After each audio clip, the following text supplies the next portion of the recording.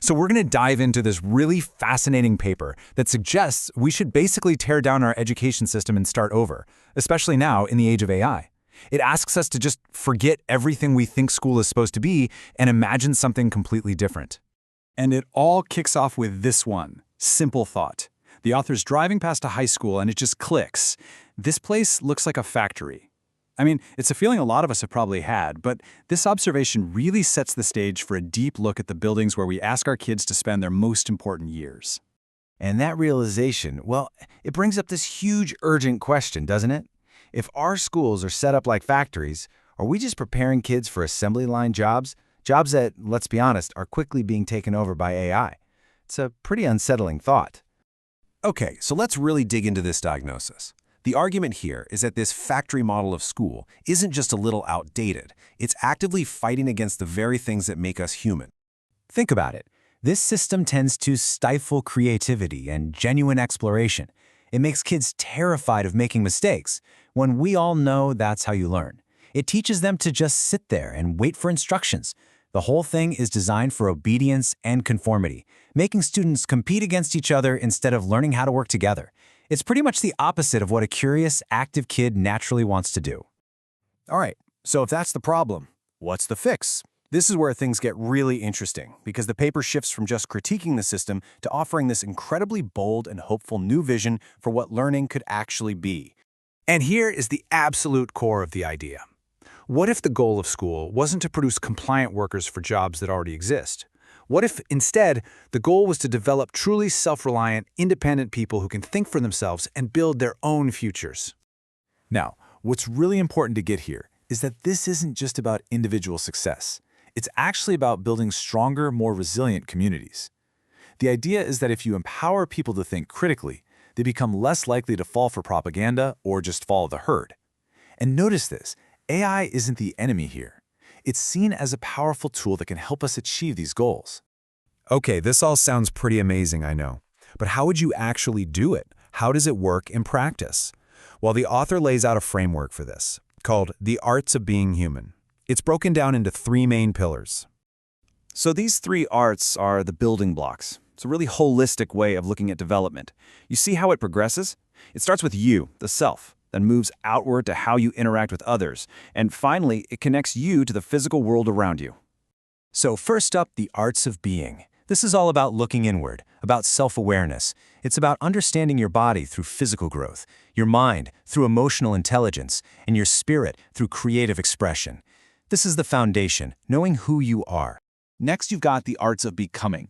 This is about looking outward, how we relate to other people. It's about developing your social self. And it's not just about talking. It's about the deep art of listening, which builds empathy. It's about giving, which creates compassion. And ultimately, it's about learning to collaborate, to create things together that you never could alone. And finally, the arts of connecting. This is what grounds us in the real, physical world. It's about understanding how things work from the ground up. Basic scientific principles. But it's not just theory. It's about actually applying that knowledge, like learning how to build sustainable shelters or grow your own food. It's about becoming a constructive part of your environment. Now, I know what you're thinking. This all sounds kind of abstract, right? But the author has mapped this out in crazy detail. This table is just a tiny snapshot. For example, take the art of moving. As a kid, you learn it. As a teenager, you specialize. As an adult, you practice it. And as an elder, you mentor others in it. See how that works? Every single art has this progression. It's a framework for your whole life, not just for school. Okay, so let's bring this down to earth.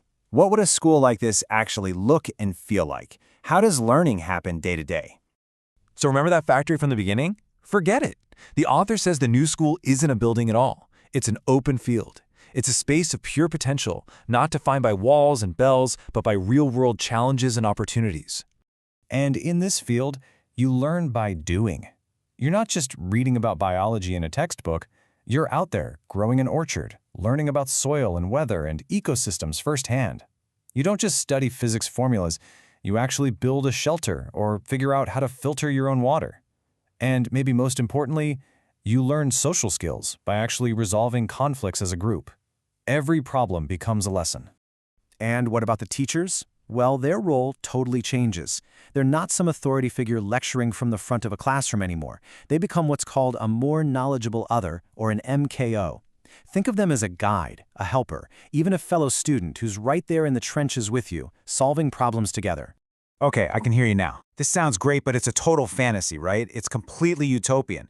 It's a fair question, and the author knows you're going to ask it, so they tackle it directly. The paper doesn't shy away from the biggest criticism, that this kind of education is just naive, that it doesn't prepare kids for the real world. It's a serious concern, but the response is pretty powerful.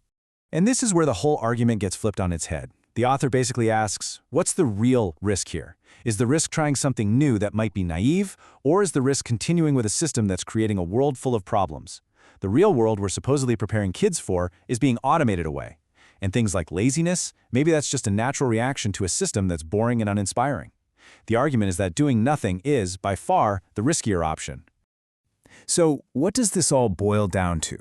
It's a pretty profound idea, really. We can't fix the world's problems if we keep teaching the same old way of thinking that created them in the first place. Real change, deep change, has to start with how we learn, how we think, and how we see ourselves. And that's the challenge the paper leaves us with. It's a huge, huge idea, right? A total reinvention of, well, almost everything. But the author argues that it has to start somewhere, with each of us. So I'll turn the question back to you.